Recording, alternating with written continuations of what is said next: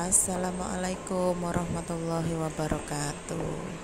Hai teman-teman, jumpa lagi bersama saya ya, Indri Tias Official. Nah, kali ini saya mau cerita sedikit ya teman-teman ya. Asal mula saya jadi TKW demi membahagiakan kedua anakku dan juga keluargaku. Di tahun 2014 suami saya itu sudah diambil yang maha kuasa ya teman-teman, atau sudah meninggal. Dan di waktu suami saya meninggal itu saya masih dalam keadaan menyusui. Saya punya anak kecil 2, yang cowok umur 4 tahun setengah, hampir 5 tahun ya. Yang kecil itu masih umur 6 bulan. Nah, dan setelah suami saya meninggal, keadaan sudah berbeda ya teman-teman. Anak saya masih kecil sudah menjadi yatim, dan banyak sekali orang yang iba melihat anak saya yang masih kecil. Banyak sekali yang datang ngasih rezeki ke anak saya. Dari banyaknya orang yang datang ke rumah ibu saya, karena posisi itu saya di rumah ibu saya ya teman-teman. Jadi orang-orang itu pada berdatangan ke rumah ibu saya dan mencari anak saya, ngasih rezeki. Dari banyaknya orang yang datang ke rumah ngasih rezeki, ada tetangga itu yang tidak suka sama saya dan anak saya, sampai dia bilang seperti ini, enak ya punya anak yatim 2 sekaligus. Banyak orang yang datang ngasih uang tanpa bekerja. Mendengar kata-kata seperti itu, hati saya langsung teriris. Bagaimana tidak teriris? Saya masih muda, saya masih kuat bekerja, tapi posisinya ini tidak memungkinkan saya untuk bekerja, karena saya lagi di posisi menyusui anak saya yang masih umur 6 bulan. Cuman saya berpikir, kok dia tidak melihat saya punya anak kecil, gimana saya mau kerja? Orang kan seharusnya berpikir kayak gitu. Orang datang ke rumah saya juga tidak meminta, saya juga tidak memanggil.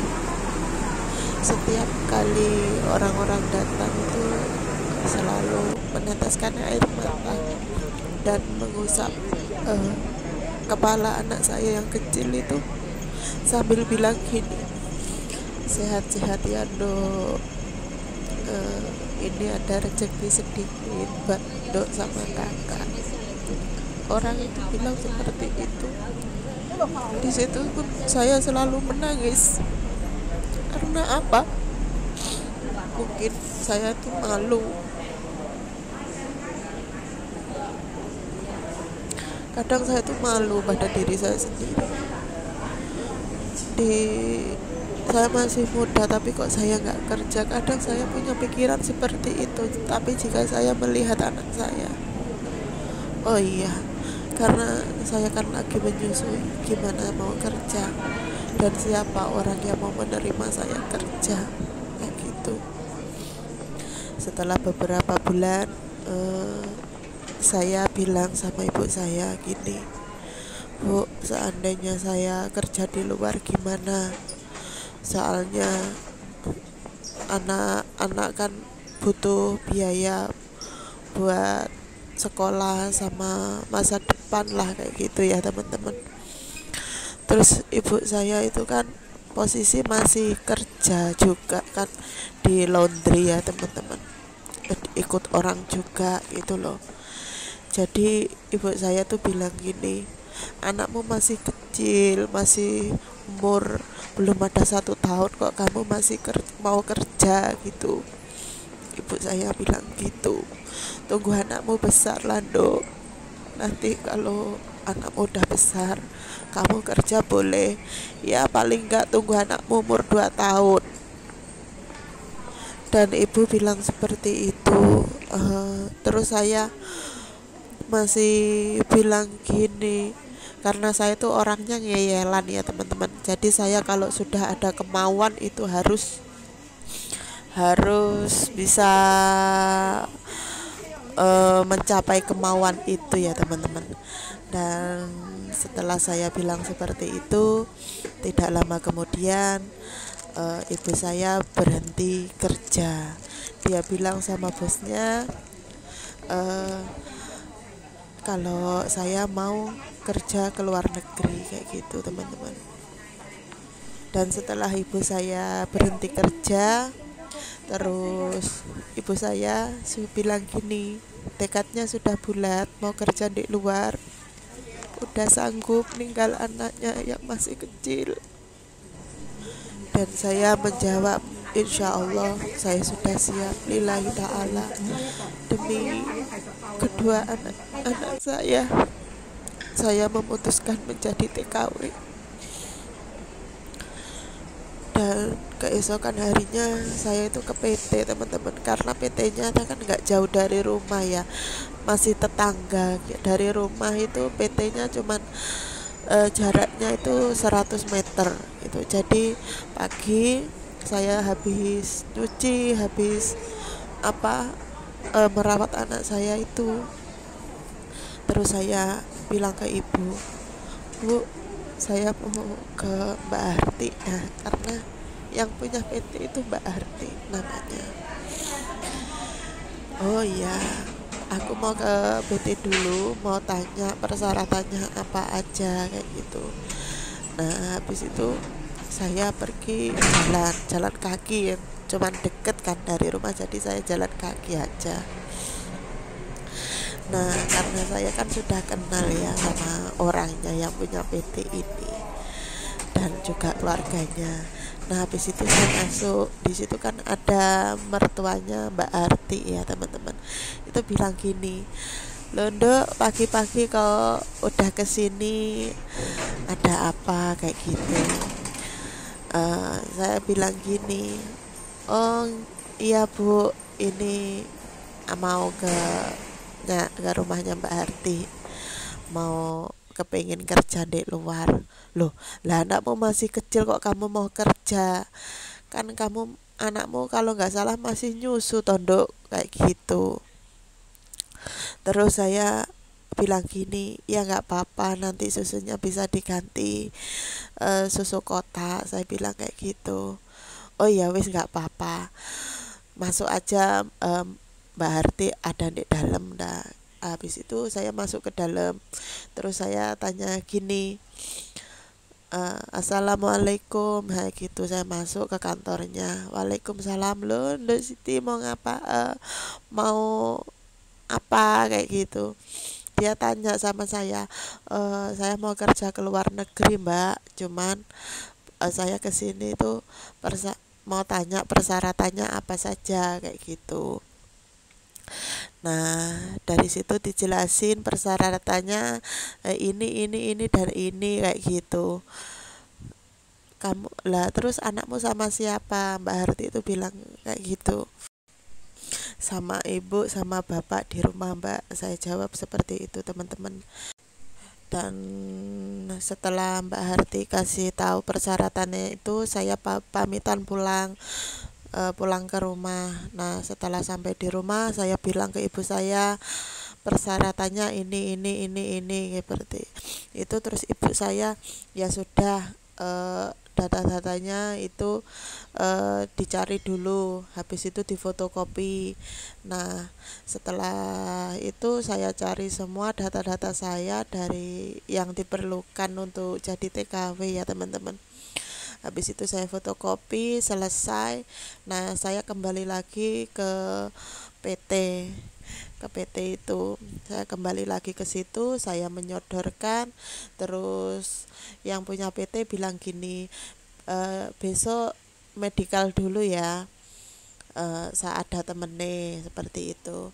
Nah keesokan harinya saya ke PT lagi karena saya mau medical ya teman-teman, jadi saya ke sana.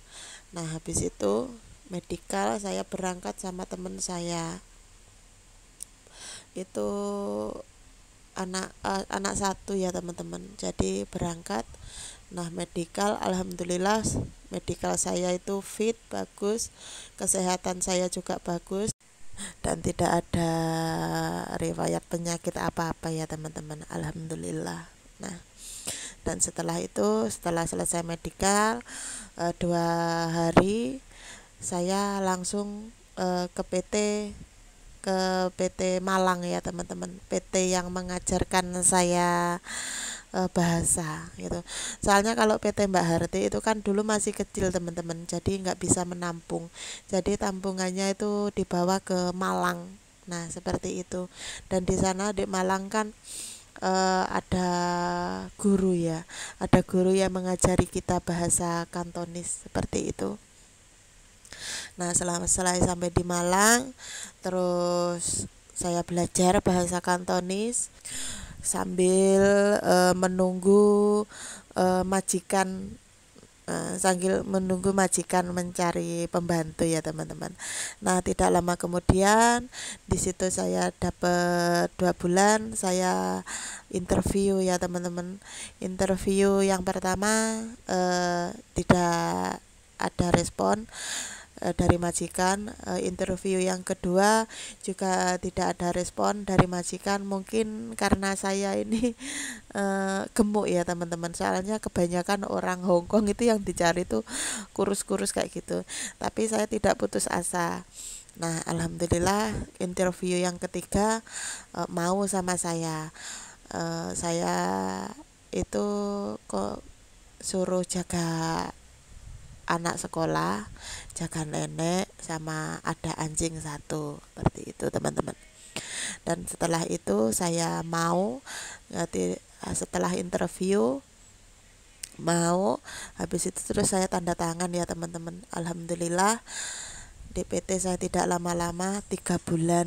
Saya di PT cuma 3 bulan, habis itu terbang ya teman-teman. Alhamdulillah sekali. Banyak teman-teman saya itu yang 1 tahun itu belum terbang, ada yang 6 bulan, ada yang 8 bulan itu belum terbang kayak gitu. Alhamdulillahnya saya itu di PT tidak lama-lama ya teman-teman, saya di PT cuma 3 bulan udah terbang. Alhamdulillah, ini mungkin ya berkat doa dari orang tua dan juga anak-anak saya. Dan setelah tanda tangan dapat 2 hari saya diizinin pulang sama PT untuk menjenguk anak saya dan berpamitan kepada ibu saya. Saya pulang dikasih waktu 1 minggu, soalnya kalau sudah tanda tangan kan tidak lama kita terbang ya teman-teman. Nah dari itu terus saya pulang, ketemu anak saya, tuh seneng banget ketemu anak saya, tapi anak saya yang kecil itu sudah nggak mau sama saya. Di situ saya nangis sejadi-jadinya. Terus ibu saya bilang, sabar, ini kan demi masa depan anakmu juga dan masa depanmu nanti. Ibu bilang gitu. Dan saya terus berpikir lagi, ya udahlah, mau gimana lagi. Di PT saya kan juga lama, 3 bulan baru pulang. Jadi ya wajar kalau anak saya udah gak mau sama saya ya teman-teman, karena saya meninggalkan kan udah lama, 3 bulan itu ya lama ya teman-teman ya.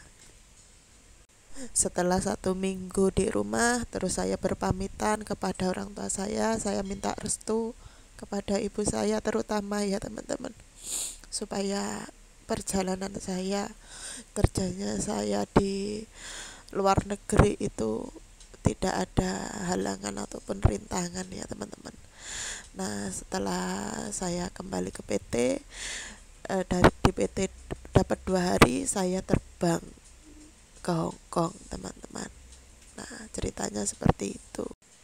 Sampai di sini dulu videoku kali ini teman-teman. Jangan lupa like, komen, subscribe dan juga share. Wassalamualaikum warahmatullahi wabarakatuh. Bye bye.